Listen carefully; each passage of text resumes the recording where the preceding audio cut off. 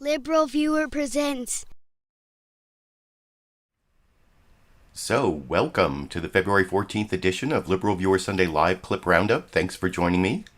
I'll be using the 11 best, most newsworthy clips I picked out from the Sunday morning news analysis shows from the big five corporate outlets of ABC, NBC, CNN, CBS, and Fox News. I switched CNN and CBS that time. The so-called corporate media here in the United States. I had it memorized in the other order. Anyway, it should be a really interesting, informative media criticism and political commentary show for you all tonight. I put a link down in the video description to my clip list if you want to follow along on my notes as to what I think is on each clip. I have my two topics. Main topic is the big news from yesterday. 57 to 43 was the vote to convict Trump, but he's still acquitted because it requires 67 votes in the Senate to convict, according to the United States Constitution, if you happen to have your pocket Constitution handy. And then I'll have one clip at the end, a COVID-19 update, actually some bad news on COVID-19 mutations and the vaccines, and especially the adenovirus vaccines that I'll talk about when I show a clip of Dr. Scott Gottlieb at the end. But first, my political comedy clip is some pretty good jokes from last night's Saturday Night Live. Colin, Jost again, talking about Trump's impeachment trial, but it actually starts off with a chyron that is very similar to a chyron that I thought was Fox News bias when I saw it on Fox News yesterday. Here's the chyron. Senate votes 57-43 to acquit President Trump. And I don't know. I mean, I suppose it's technically accurate, but compared to my title, 57-43 to convict Trump, but he's acquitted, that might be a little more awkward, but at least it shows that there were 57 votes to convict. The way Fox News showed it yesterday, it almost seems like there were 57 votes to acquit. But I don't know, maybe it's laziness, maybe it's length. It's hard to fit it all in a chyron space, and maybe that's the excuse for Saturday Night Live doing the same thing. You'll see in the background when Colin Jost makes, like I said, a couple jokes that I really like, but I'm not going to spoil the jokes. I'll talk about them a little more after we watch this 49-second clip from, you can watch the entire segment from Saturday Night Live at a link down in the video description. Most of Saturday Night Live is up free on YouTube on their Saturday Night Live channel, but here's the 48 or 49 seconds I wanted to talk about with you after we watch together over here. Well, like so many other men living in Florida, Donald Trump has once again escaped from justice. This has to be the dumbest trial I've ever seen. Here's how dumb it was. The jurors who were deciding the case were the ones attacked by the defendant. The trial took place at the scene of the crime, and then right after the trial ended, one of the jurors who voted to acquit Trump ran out and said, "Someone's got to prosecute this guy. He did it. This man belongs in jail." I mean, what if you're going to do? Are you going to impeach a president for anything? Don't you think it's sending a mob to kill the vice president? I feel bad for Pence. 43 of his work friends were like, "Oh, come on, Mike. They only tried to hang you. Stop being such a drama queen." I think it would be hilarious if Biden now sent rioters back into the Capitol. And he was like, "What? You guys said it was fine."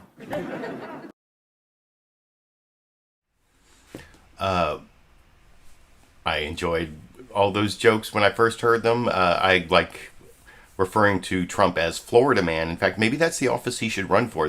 Florida should create an office, Florida Man, and Trump could be like the ultimate Florida Man who got away with it, as Colin Jost said. And then all the ways that the trial wasn't really a trial, I think is, in some ways, was one of the better than some of the political commentary I saw over the last week, explaining how an impeachment trial is totally political. The jurors aren't unbiased. The jurors can be the victims. The jurors can talk to the prosecutors or the defense if they want to, and sort of collude with them. You saw that some of the Republicans were talking to Trump's lawyers, but there's nothing. The founders, they actually considered putting impeachment in the Supreme Court, and they decided to make it political. And so it's not a criminal trial. It doesn't have the same rules as a courtroom. And I thought some of those jokes there from Colin Jost made that pretty clear in ways that maybe the political commentary hadn't. But anyway, that was the political commentary. And and you saw how Weekend Update had that 57-43 to acquit Trump chyron in the background at the beginning, but just as bad as the Fox News bias. You can let me know what you think about that. Now I'm going to get to the 5 news summaries from all 5 of the big corporate outlets, from longest to shortest. And this week, as usual, NBC News' Meet the Press with Chuck Todd has the longest and probably the best of the news summaries. There's one quibble I wanted to point out before I show it. I have some other commentary after I show it. But Chuck Todd talks about what is called but-for causation. And I saw that argument over and over again from Democrats, and it's a bad argument. There are 2 kinds of causation. I'm a lawyer. I actually used to be a criminal defense attorney. I've never done an impeachment trials, and like I said, it's different. But for causation is one of the 2 types of causation in the law that we talk about: but for causation and proximate causation. And but for causation means anything that if it hadn't happened would have stopped the result from occurring. But that can be anything, like, and you can't blame anything for things that resulted way down in the future. Like if Hitler's parents hadn't had sex, there would have been no Adolf Hitler. But that doesn't mean that sex is responsible for Hitler. That's kind of like the but-for causation. A butterfly flapping its wings 1,000 years ago is what was actually responsible for the assault on the Capitol, because if that, who knows what would have happened if something had happened different 1,000 years in the past. But proximate causation, that's the thing that caused it to happen right away. That was like the thing, the real cause in sort of a common sense way. So I wish I hadn't heard so much about but-for causation in the last week, and Chuck Todd makes that mistake in this news summary I will talk about with you a little more after we watch together over here. And a good Sunday morning.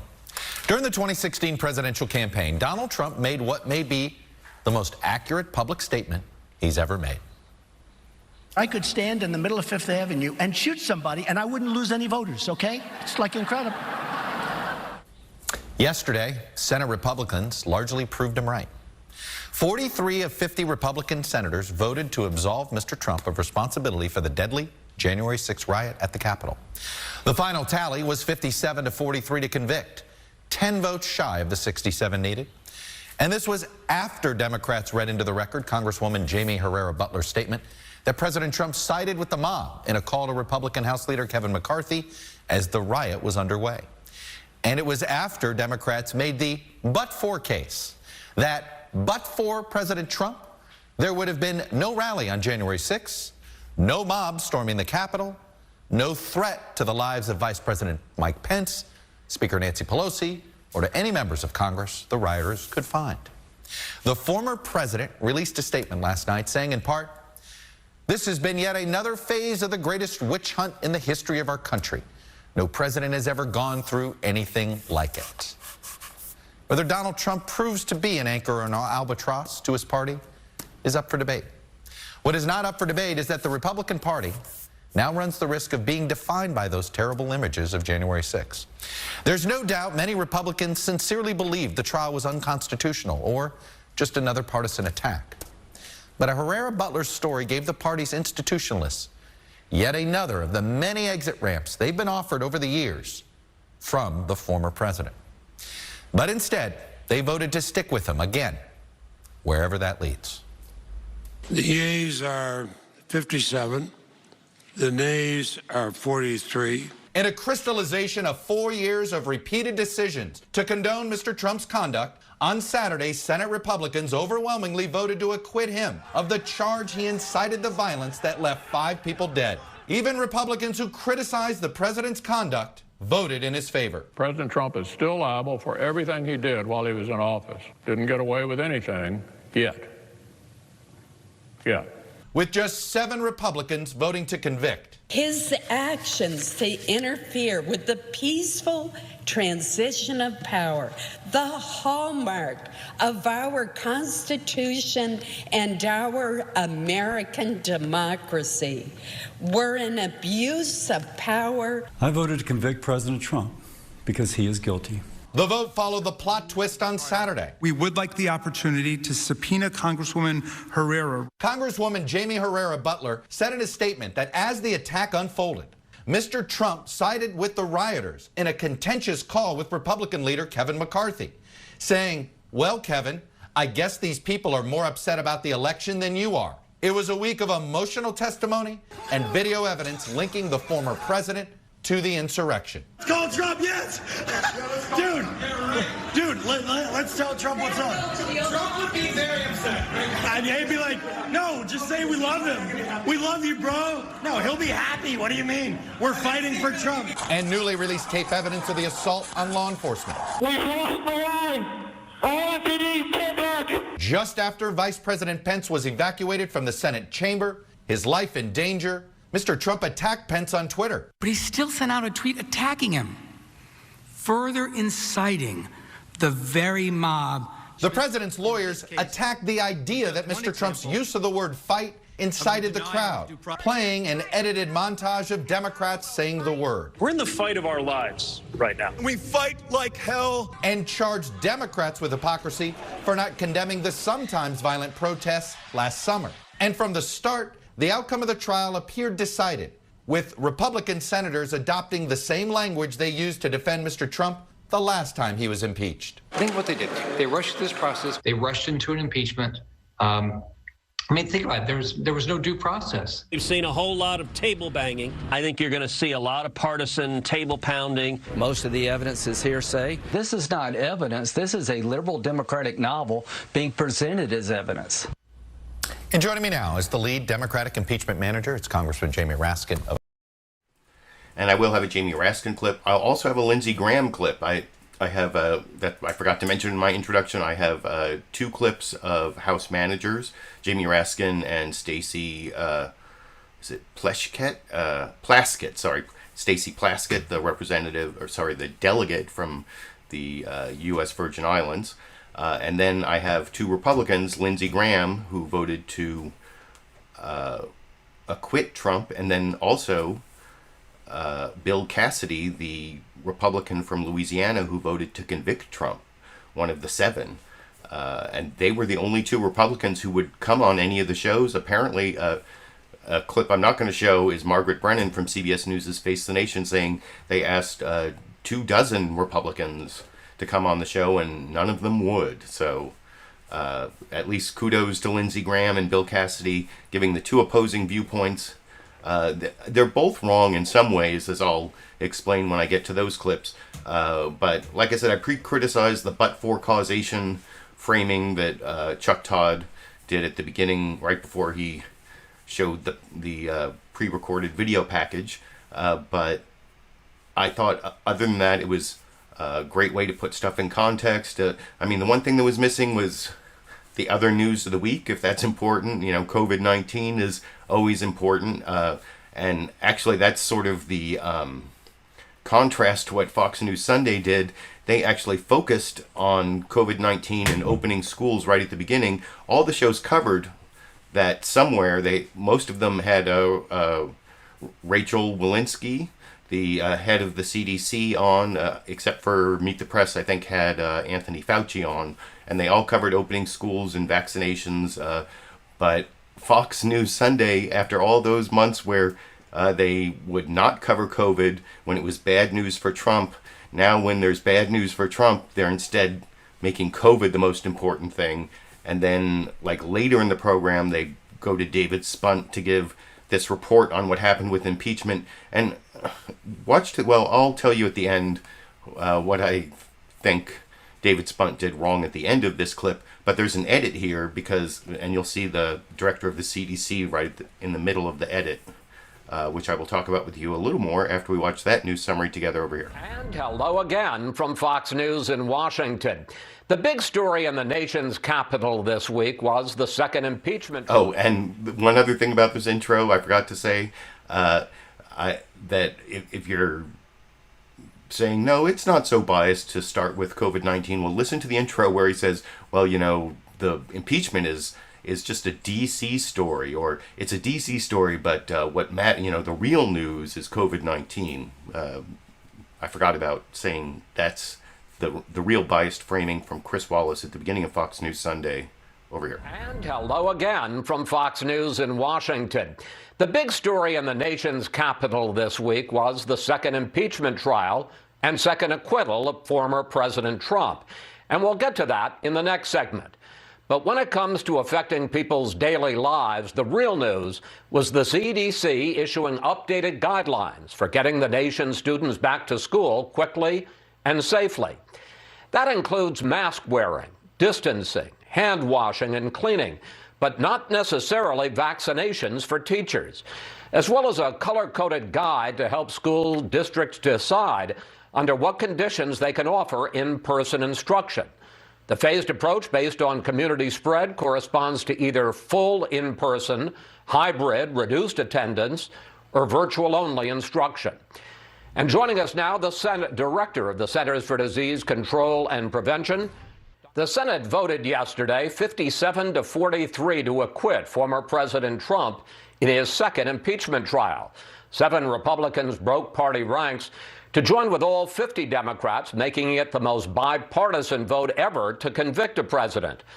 But it was still well short of the 67 votes needed to find him guilty. In a moment, we'll speak with Republican Senator Lindsey Graham, who was in the center of the action. But first, let's bring in David Spunt on Capitol Hill on the trial's surprising final day. David. Hi, Chris. As expected, Democrats voted unanimously to convict, but they needed 17 Republicans to join. We have no power to convict and disqualify a former office holder who is now a private citizen. While Senate Minority Leader Mitch McConnell voted to acquit the former president, 7 Republicans voted to convict. North Carolina Senator Richard Burr, who is retiring next year, surprised colleagues with his vote to convict on the lone article, incitement of insurrection. Donald Trump's fate almost hung in the balance another few weeks after a floor fight erupted over live witnesses. We would seek the opportunity to take their depositions via Zoom, also for less than an hour. None of these depositions should be done by Zoom. These depositions should be done in person, in my office, in Philadelphia. That's where they should be done. But in the end, both sides agreed, no witnesses. Next, closing arguments. He abused his office by siding with the insurrectionists at almost every point, rather than with the Congress of the United States. The former president's attorneys defended their client without wavering. This has been perhaps the most unfair and flagrantly unconstitutional proceeding in the history of the United States Senate. Chris, former President Donald Trump out with a statement from Florida last night. I want to read part of it to you. He says, "I have always and always will be a champion for the unwavering rule of law, the heroes of law enforcement, and the right of Americans to peacefully and honorably debate the issues of the day without malice and without hate." Meanwhile, the current president, President Biden, out with a statement condemning violence, saying the United States needs to move forward, underlining the word united in United States. Chris? David Spunt reporting from Capitol Hill. David, thank you. And joining us now, Republican. And I will have a Lindsey Graham clip coming up, but you see how David Spunt in the end of that news summary, they showed a picture of Donald Trump, they showed exactly what he said, and then he read it to you to make the most impact. And then they talked about what Biden said, even though Biden's the actual president, did not show the text on the screen, which was sort of underlined when David Spunt did. He underlined united, well, why didn't you show his statement on the screen like you showed Trump? But what's even more biased from David Spunt's report there is they talked about the fight over witnesses. At least they showed the Senate laughing at Van Deveen, the attorney who said, I want them deposed in my office in Philadelphia. But in the whole fight over witnesses, the Jamie Raskin clip they showed him talking about other witnesses, but not the main witness they wanted to depose, Representative Jamie Herrera Butler, the Republican from the state of Washington, one of the 10 Republican members of the House of Representatives who voted to impeach Trump before it came over to the Senate. And she had relayed this story she heard from the House Minority Leader, Kevin McCarthy, Republican Minority Leader of the House, that he called Trump and asked him to call off his followers during the insurrection. First, Trump claimed it was Antifa, and McCarthy said, oh no, these are your supporters, I'm here. And then Trump says, well, maybe they care more about the election being stolen from me than you do, Kevin. And there was more to the story possibly, but that was what almost got witnesses called in this trial. And I'll talk about that a little more when I show the Stacy Plaskett clip number 9, because she talks about witnesses. She actually has kind of a zinger line about witnesses when I get to clip number 9. But yeah, how could the Fox News summary there go through the whole thing that happened yesterday, which actually was kind of, a lot of people missed it because it only lasted a couple hours on a Saturday, and if you weren't watching like I was, you probably missed it, where they actually voted 55-45 to debate witnesses, and then they came up with a deal to just stipulate to what Representative Jamie Herrera Butler said about the Kevin McCarthy Donald Trump phone conversation during the insurrection. But anyway, I now want to get on to the next news summary, ABC's This Week with George Stephanopoulos, where it's George Stephanopoulos and the sometimes host of the show, Jonathan Karl, sort of talking back and forth. I think they cover the split in the Republican Party pretty well. Well, I'll talk about that news summary a little more after we watch it together over here. Good morning and welcome to This Week. 2 years, 2 impeachments, 2 acquittals. Donald John Trump has made history again. No other American president has been impeached twice. No former president has faced trial. It is all but inconceivable that that record will ever be matched or broken by another American president. Another record. 7 senators from Trump's own party voted to convict, breaking Trump's own record from last year's trial when only Mitt Romney voted to convict. So what does this verdict mean for Trump, the presidency, the Congress, and the country? Has justice been served in the wake of the horrific and historic Capitol siege? What more will it take to hold those responsible accountable? Will what happens next start to heal or harden our divides? We're going to take a first stab at addressing those questions this morning. Chief Washington correspondent John Karl starts us off. Good morning, John. Good morning, George. Donald Trump is acquitted, but he's not vindicated, not by a long shot. The evidence was laid out for the world to see and for history, leading to the most bipartisan guilty vote ever. History will also make its judgment on those 43 Republicans who voted to acquit.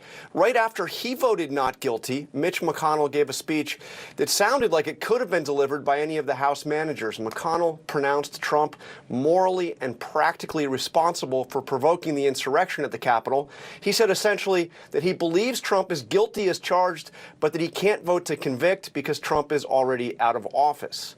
McConnell seemed to be calling for the banishment of Donald Trump from the Republican Party, and he stopped just short of calling for a criminal prosecution of Trump, saying, quote, he didn't get away with anything yet. And John, the leader's speech really laid bare the divisions in the Republican Party, which does lead to that question. What's next for Donald Trump? What's next for the Republican Party? Well, the votes for impeachment in the House and the votes guilty in the Senate seem to suggest that his hold on the party may be slipping, but only a bit. Overwhelmingly, Republicans in Congress remain loyal to him. He can raise more money than any of them, it seems, and he remains the most popular figure in the country among Republican voters. We heard in his statement after the trial, George, that he wants to clearly come out and reassert his control over the party, but I think that's where the battle lines are now. Is it the direction that Mitch McConnell suggested, or is this really the party of Donald Trump? Does the president, as far as we know, and his inner circle actually believe that he can run again? They certainly talk that way. They certainly say that they're going to be preparing to give him that option. And I certainly believe that he will be suggesting that he is going to run again for some time. Whether or not he actually pulls the trigger, that very much remains to be seen. Okay, Chief Washington Correspondent John Karl, thanks very much. We're now joined by one of the 7 Republicans who voted to convict Trump, Senator Bill Cassidy of Louisiana. Like I said, I will have a Bill Cassidy clip explaining why he voted for Trump, voted to convict Trump, and I think he has some very good reasons for that. But then he also talks about why he thinks Trump's power in the Republican Party is going to wane. And there, I think, well, you just heard Jonathan Karl and George Stephanopoulos discuss extensively the split in the Republican Party, and it, still 85% of the senators and a similar percentage of the members of the House voted against impeachment and against conviction. And so, 85% of the Republican Party is pretty much still on Trump's side, despite all the stuff he did. Anyway, but like I said, I'll get to the Bill Cassidy clip after. First, I have I have 2 more news summaries, and then Jamie Raskin, then Bill Cassidy. So, CNN State of the Union, Jake Tapper, the State of the Union this week, well, he says Happy Valentine's Day, but it's almost like shaking my damn head, well, that's not quite what it is, but you'll see. And then I notice this news summary is less than half the length of the Fox News Sunday news summary, yet somehow they managed to get all those facts in about Representative Jamie Herrera Butler from Washington and what Kevin McCarthy said. I don't know why. Somehow they just didn't have the time in the Fox News Sunday news summary. No, it's Fox News bias. Fox News bias, you gotta admit it. As Jake Tapper proves in his much shorter news summary, getting the facts in over here.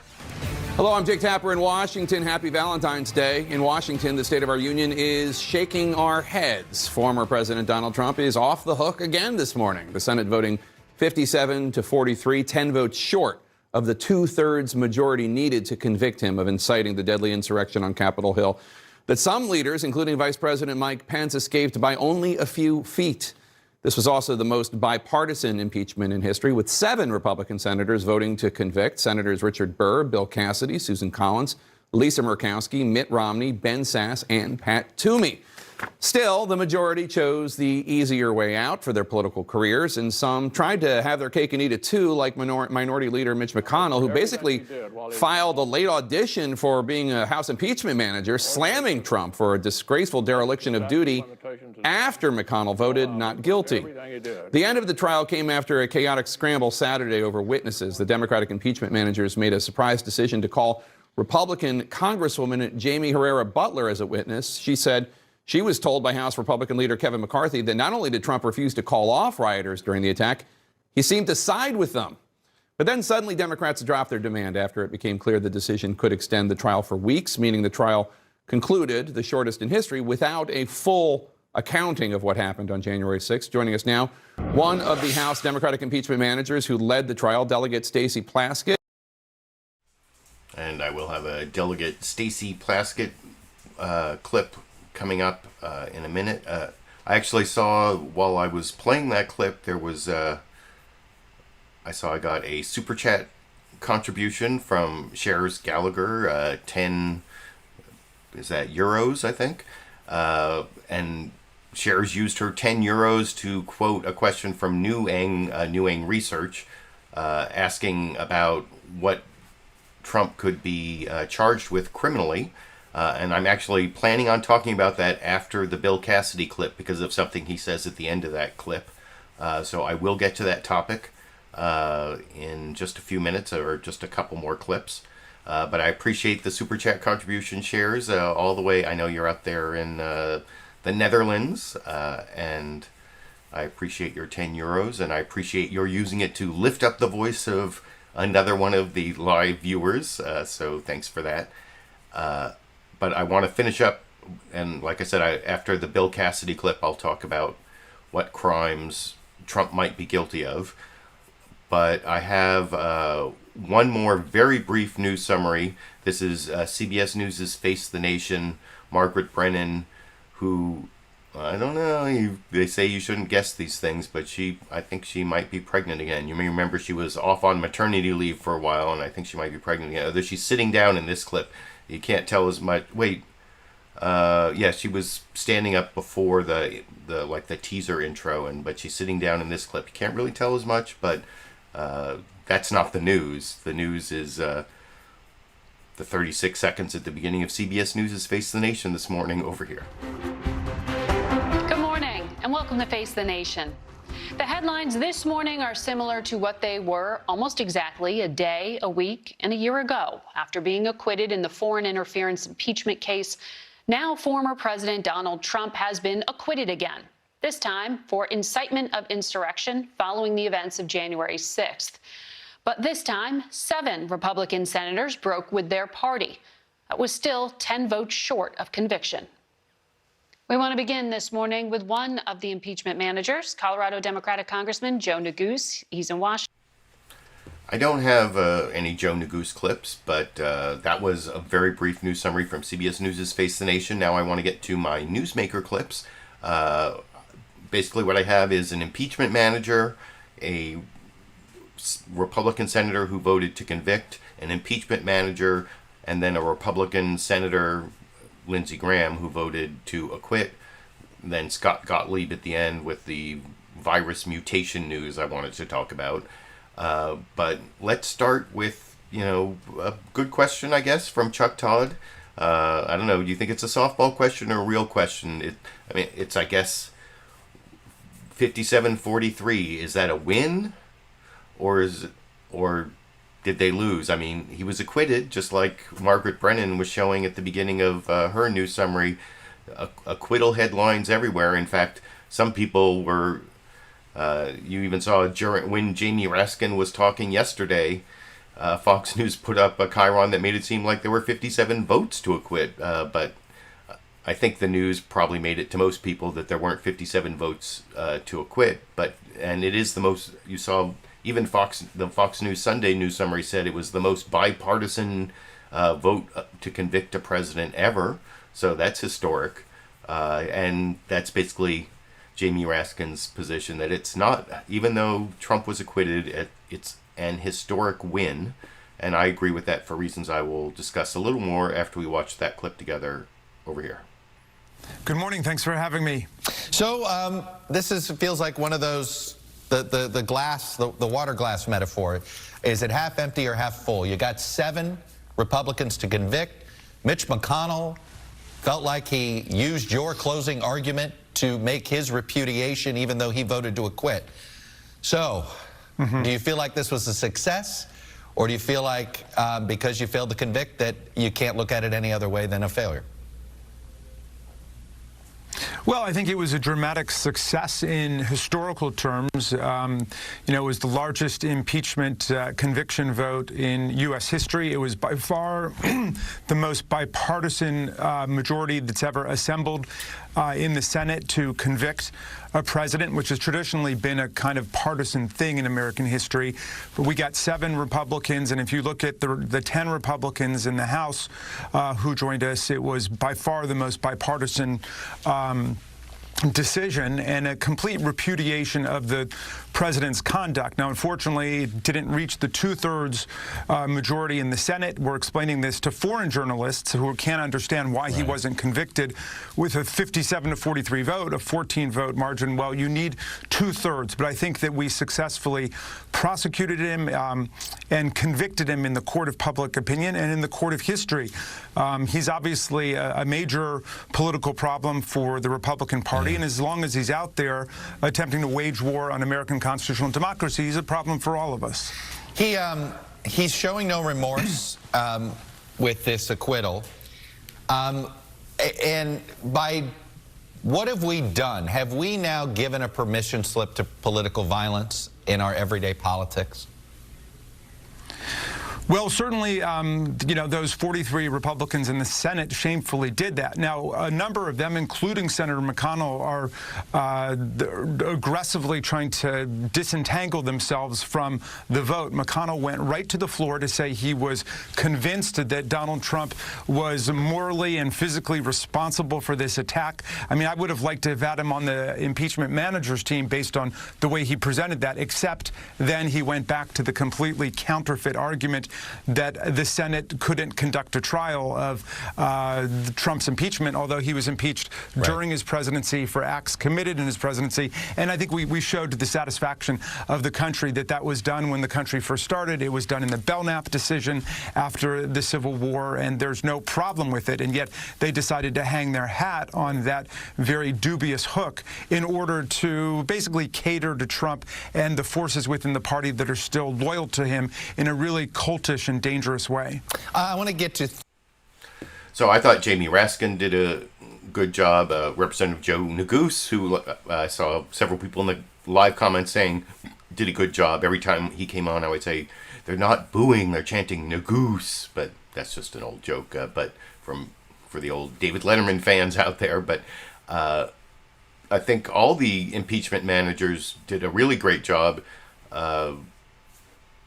And the 57 votes, I think that's probably, I was guessing they'd get somewhere between 55 and 60, probably closer to 55 and 57. I guess that fits within what my prediction, where I thought they would get. And I mean, I probably would have preferred more witnesses, but I don't think more witnesses would have gotten them more votes. It just would have gotten a better historical record. Which I'll talk about that a little more when I get to the Stacy Plaskett clip. But this next clip is one of those 7 Republicans. Oh, before I get to the next clip, I definitely agree with Jamie Raskin that the huge weight of the constitutional argument, especially given the Knapp case, the Secretary of War who resigned and was still tried in the Senate, multiple other cases, the argument that they presented was almost unrefuted by Trump's lawyers as to the constitutionality of trying a president after he left office. So I definitely agree with Jamie Raskin on that. The one thing he said during his arguments that I disagreed with was he claimed that he thought Trump could actually be criminally prosecuted for incitement for his speech on January 6th.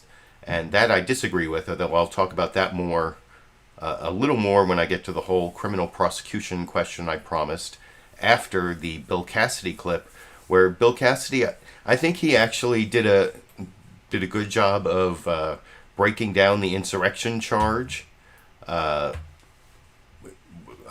defining it as interfering with the peaceful transfer of power. I really like that about his answer, although I don't like, or I don't agree with his prediction of Trump's power in the future in the Republican Party, as I said earlier. And then I'm going to keep the clip playing till he says something that kind of reminds me of something over my left shoulder a little bit, which I will talk about with you a little more after we watch that clip. George Stephanopoulos giving Bill Cassidy an opportunity to explain his vote for guilty this morning on ABC over here. You had a pretty succinct statement in the wake of your vote. You say, I voted to convict President Trump because he is guilty. Why do you think he's guilty? When did you make up your mind? So I listened very carefully to all the arguments, but if you describe insurrection as I did, as an attempt to prevent the peaceful transfer of power, we can see the president for 2 months after the election promoting that the election was stolen. People still tell me they think Dominion rigged those machines with Hugo Chavez from Venezuela.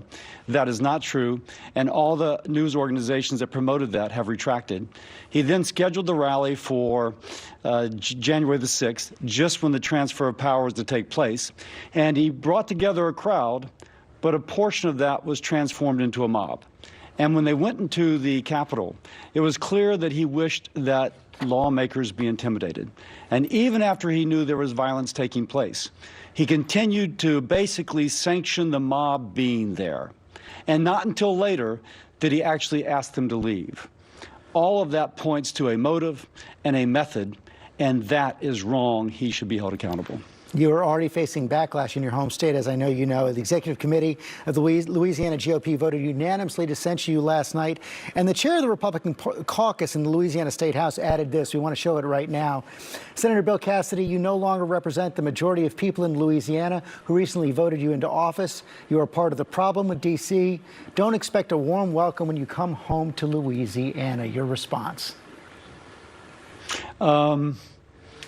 I had the privilege of having the facts before me and being able to spend several days deeply going into those facts.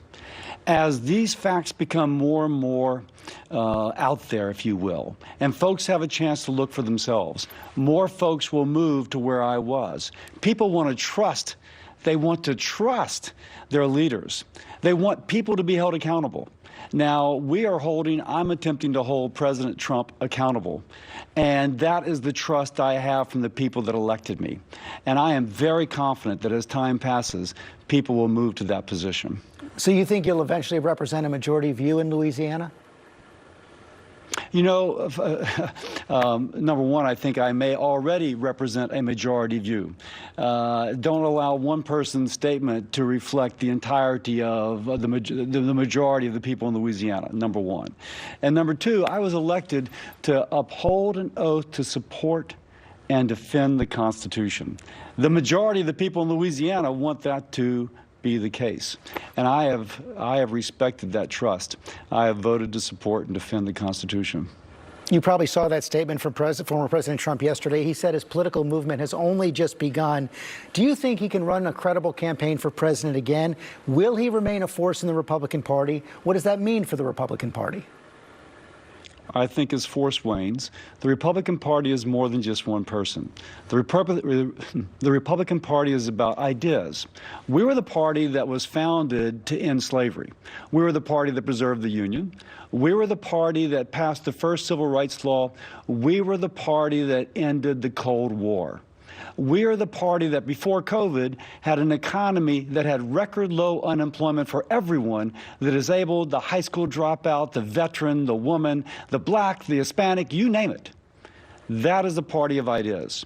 Now the American people want those ideas, but they want a leader who is accountable and a leader who they can trust. I think our leadership will be different going forward, but it will still be with those ideas. One of the questions on accountability is, should the president face some kind of criminal accountability? You saw both your colleague Tom Tillis of North Carolina, even the leader McConnell, suggesting that that was possible. Do you think criminal charges should be pursued against former President Trump? I'm a gastroenterologist, not an attorney. I will leave that question to others. I think.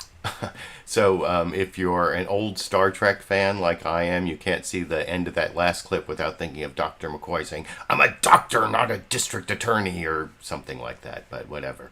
That was the thing over my left shoulder here. And the one thing like I said, I disagree with Bill Cassidy in that last clip is where he said Trump is waning, and I don't see any evidence. I mean, that's why he's one of the 7, I guess. He bet his political future on the waning of Donald Trump and the Republican Party. I don't think that was necessarily a good bet, and I'll show the Lindsey Graham clip in a few minutes to back up that position. I also mentioned when Shares gave that Super Chat contribution with New Wayne research question about what Trump might be charged with. Now, I've said that I don't think he can be charged with insurrection criminally. I used to be a criminal defense attorney for about 5 years. I also have volunteered with the ACLU. I even worked for the ACLU really briefly.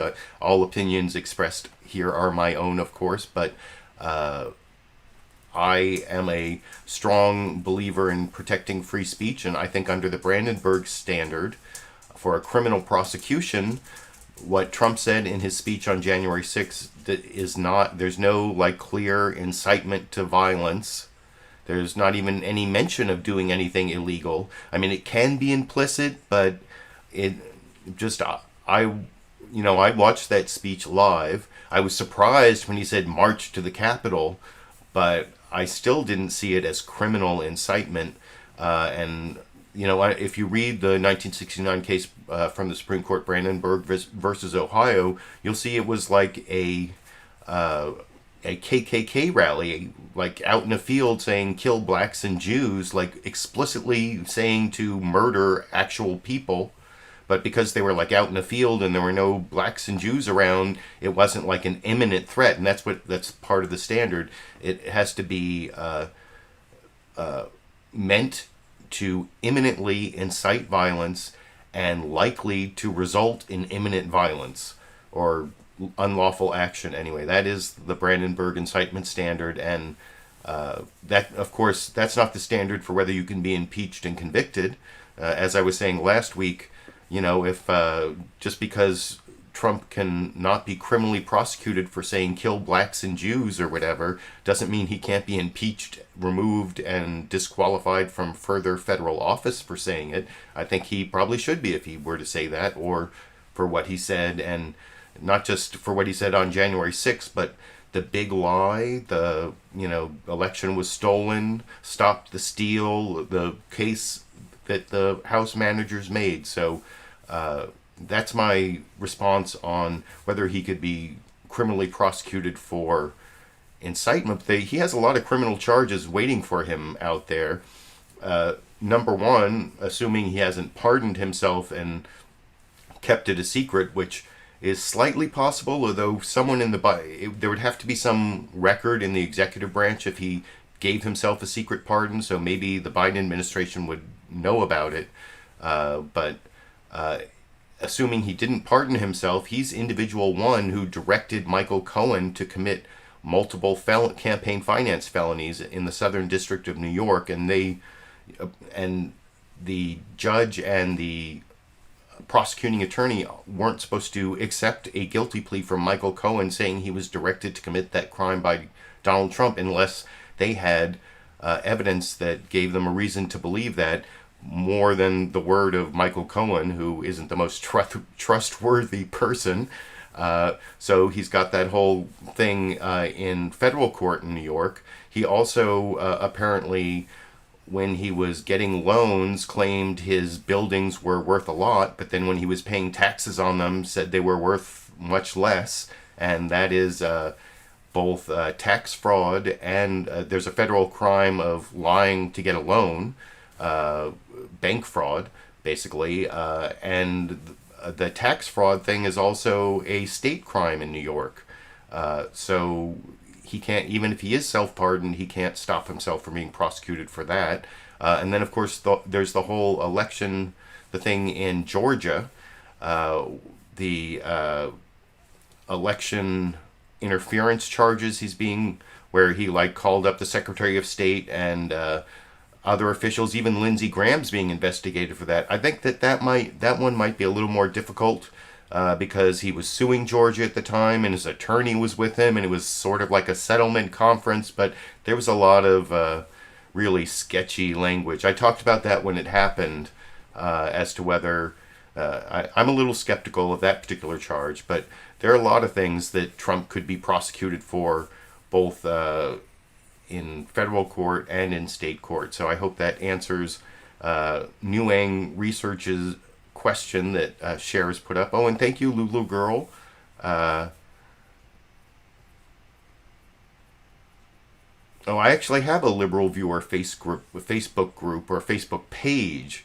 I know a page isn't the same as a group. Yeah, I suppose I could start a Facebook group. I just saw that as a comment from Lulu Girl in the Super Chat contributions. But anyway, I've spent enough time talking in between clips. I really don't like to talk too long in between the clips. But I hope I answered the criminal charges question, both for insurrection and for other possible charges that Donald Trump might be facing. And so then I showed Jamie Raskin and Bill Cassidy, and now I'm going to show Stacy Plaskett, the delegate from the U.S. Virgin Islands, so, they don't have representation in Congress. They're like Puerto Rico and District of Columbia, but they have delegates that they get to send to sort of be like non-voting observers. And she was one of the House impeachment managers, and she talks about the whole witness thing, and she gets in a really good zinger at the end that I won't give away, but we'll talk about with you a little more after we watch that clip together over here. Talking to Jake Tapper on CNN's State of the Union this morning. Plaskett, so 57 to convict, 43 to acquit, but Donald Trump basically walked. What's your reaction? Heartbreaking for those of us who put, and not just the impeachment managers, but for the staff, professionals just working around the clock, as well as the American people. It's frustrating, but the founders knew what they were doing. And so we live with the system that we have. But thankfully, it was bipartisan, the greatest majority voting to convict a president, as well as the American people seeing truly who Donald Trump was. You and your fellow House impeachment managers wanted to call Republican Congresswoman Herrera Butler from Washington State as a witness to describe Kevin McCarthy's call with Trump, in which the president effectively sided with the terrorists while the attack was going on. Take a listen. This is what she told a town hall. He said, well, Kevin, these aren't my people. These are Antifa. And Kevin responded and said, no, they're your people. You need to call them off. And the president's response to Kevin, to me, was chilling. He said, well, Kevin, I guess they're just more upset about the election, theft than you are. I mean, siding with the terrorists while they were attacking the Capitol. You also wanted to subpoena her notes of that call. But ultimately, Democrats did neither of those things and accepted the public statement she'd made. Why did you back down? I think we didn't back down. I think what we did was we got what we wanted, which was her statement, which was what she said, and had it put into the record. And being able to say it on the record out loud so that others would hear. Just so the American public is aware, witnesses in a Senate hearing do not come and stand before the senators and make any statements. It's a deposition, it's videotaped, and that is brought before the Senate. So I know that people are feeling a lot of angst and believe that maybe if we had this, the senators would have done what we wanted. But listen, we didn't need more witnesses. We needed more senators with spines. That was a great line. We didn't need more witnesses. And I, like I said, I personally would have liked more witnesses for the historical record. And I would have, that's kind of what happened yesterday.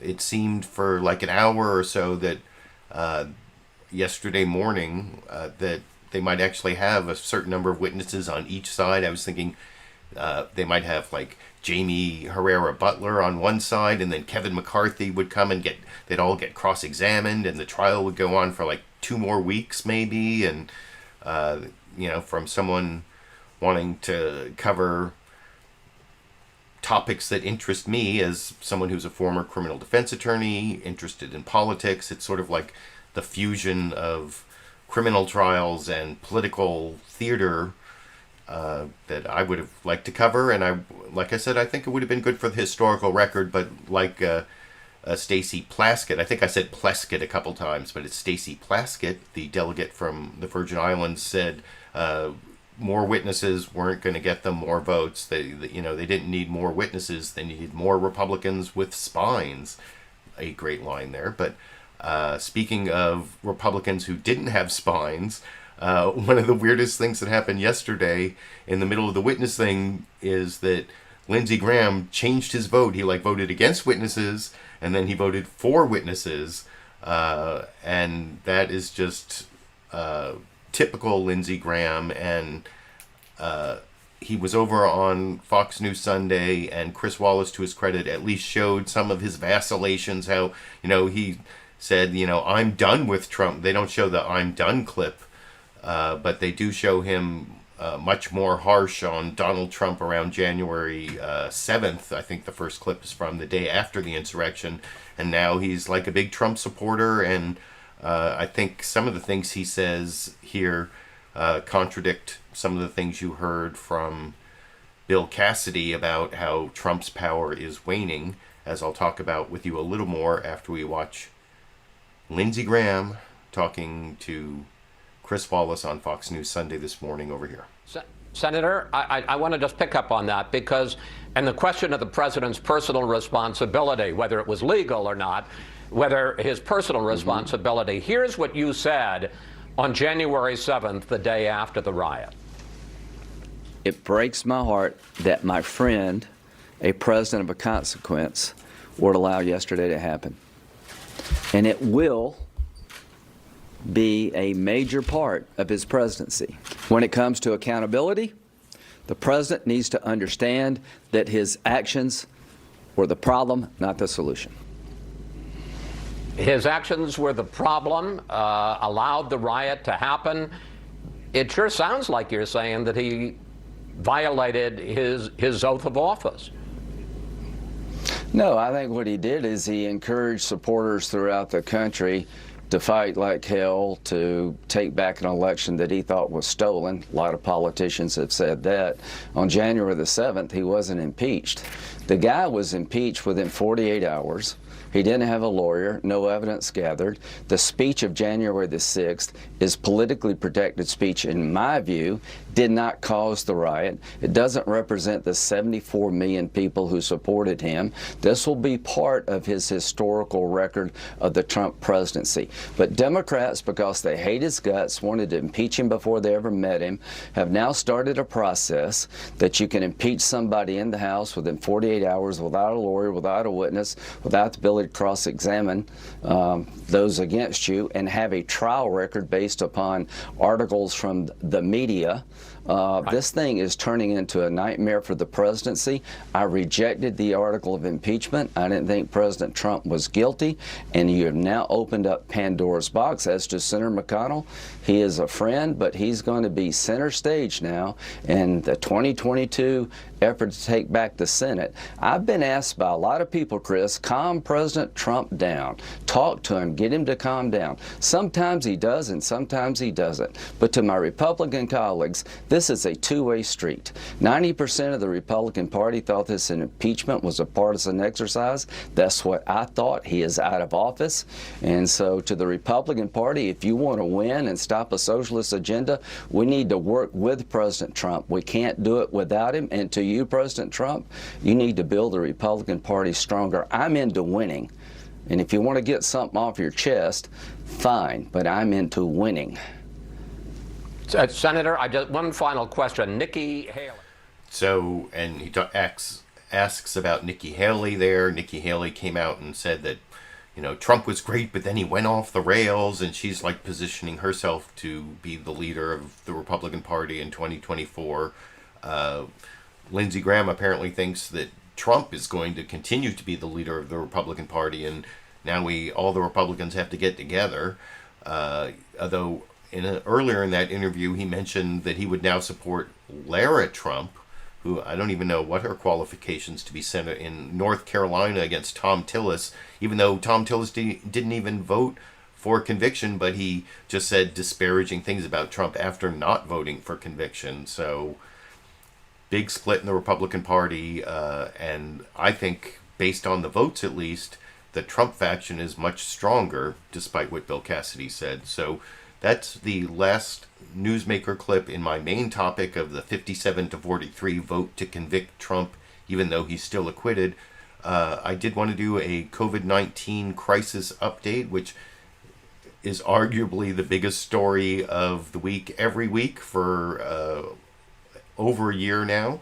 As I've said many times, CBS News Face the Nation was the first to cover it at a time when I wasn't sure if they were over-covering it or if it was they were the only ones covering the biggest story of the year, and it turned out to be the second one, of course.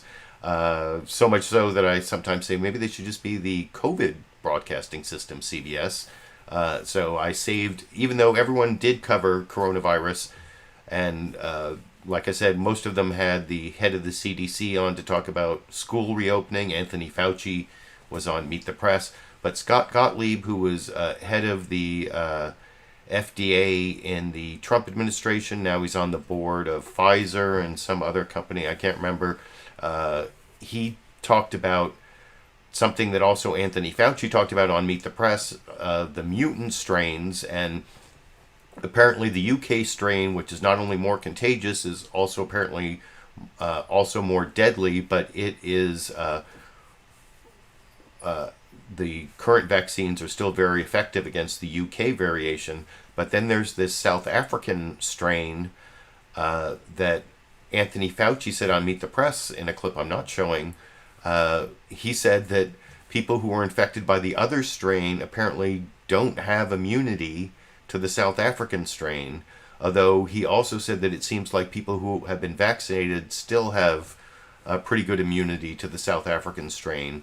But Scott Gottlieb not only talked about that, but he also talked about this problem with, there are the mRNA vaccines, messenger RNA vaccines. What they do is they put these little pieces of RNA in these lipid capsules or whatever and inject them into you, and they go into your cells and they make your cells produce the proteins that surround that are on the spikes. You always see pictures of the coronavirus with the spikes. Well, they teach your cells to produce the proteins that are in those spikes, and then when those spike proteins are in your blood, your antibodies learn about them and learn to attack them. So when you get an actual coronavirus, they know to attack it. But then there's the AstraZeneca and the Johnson & Johnson vaccine. They aren't mRNA, but they're not like traditional vaccines where they use like a dead or weakened virus. Instead, they use, some people say, adenovirus or adenovirus, which is just a kind of cold virus or whatever. And they use that virus, but they reprogram it to inject DNA into your cells that then create those same proteins from the spikes on the coronavirus. But Scott Gottlieb says in this next clip that once you use one of those adenovirus vaccines, you might now have an immune response to adenoviruses that make additional adenovirus vaccines ineffective, which is really bad news, as I will talk about. Did you follow all that? But I'll try to make it a little more clear after we watch this final news clip together before the bonus Dash and Sandy clip at the end over here. You heard me talk with the CDC director, and I asked her when production should shift to those treatments of new variants. She said that is happening now. What can you tell us about where we stand in terms of being ready to protect against those new variants? Well, look, I think we have plenty of time to get this right for the fall and have vaccine boosters that could cover these new variants. The development work is going on right now, so all the companies are developing new variant vaccines, including Pfizer, the company I'm on the board of.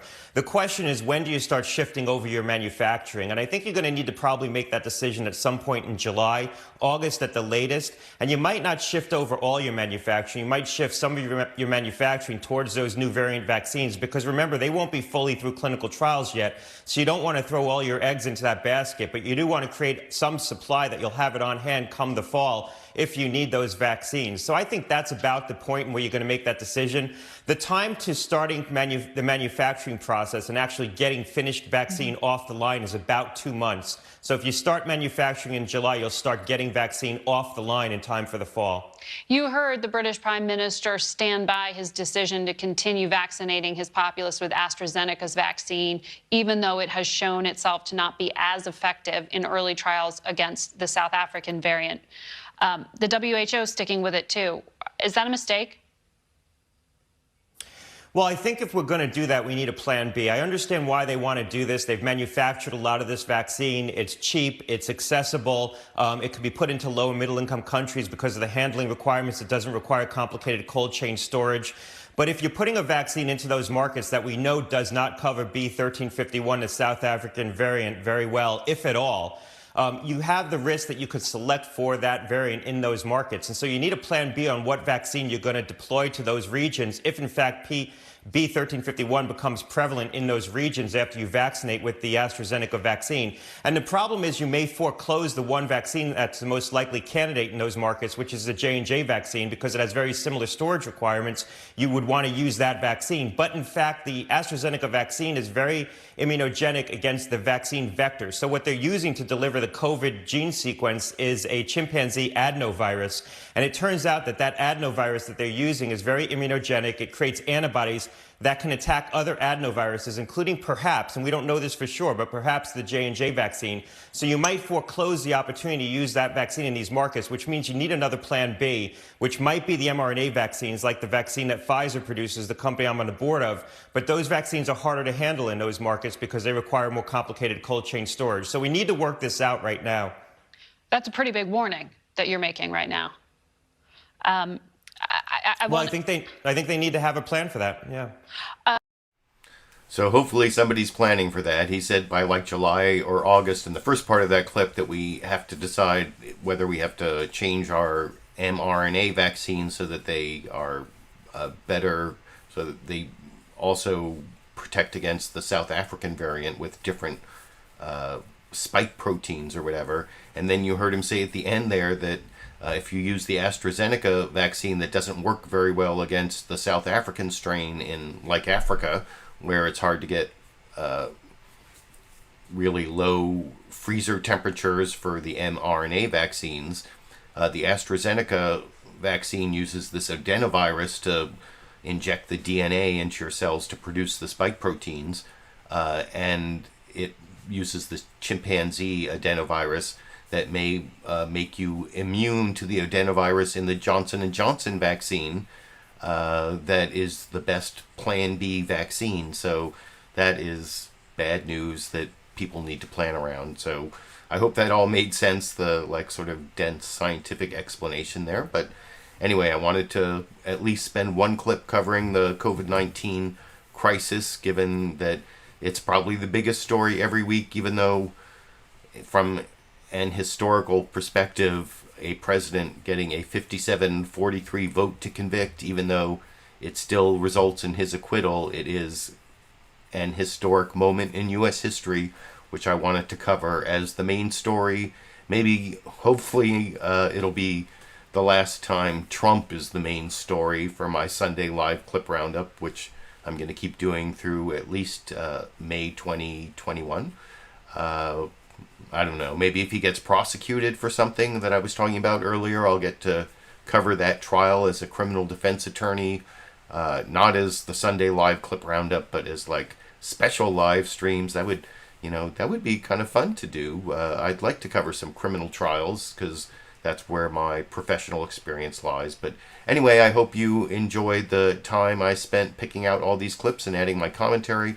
I did promise a bonus Dash and Sandy or Dandy clip at the end here for the Dash and Sandy or Dandy fans. This is a clip from just a couple hours ago.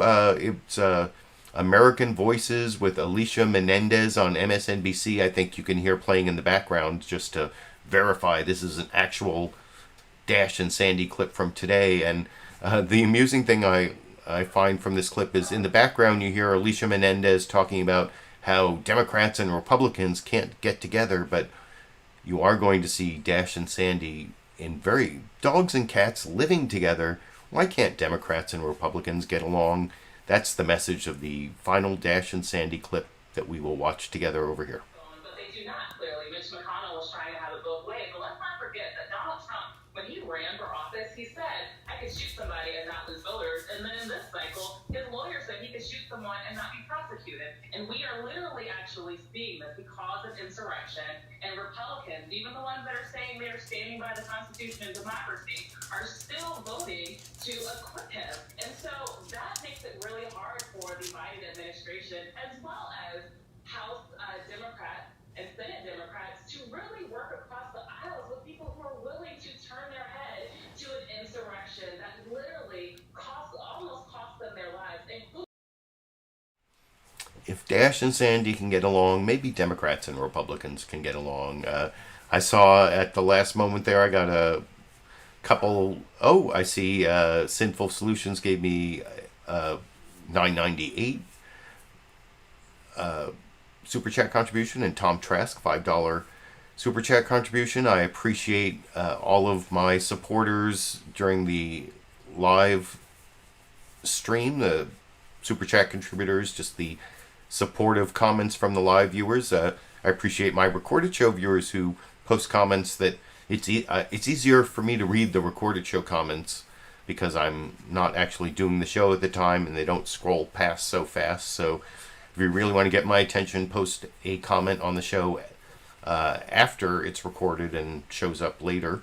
There are other ways to support the show financially at links down in the video description. I especially appreciate my monthly patrons on Patreon.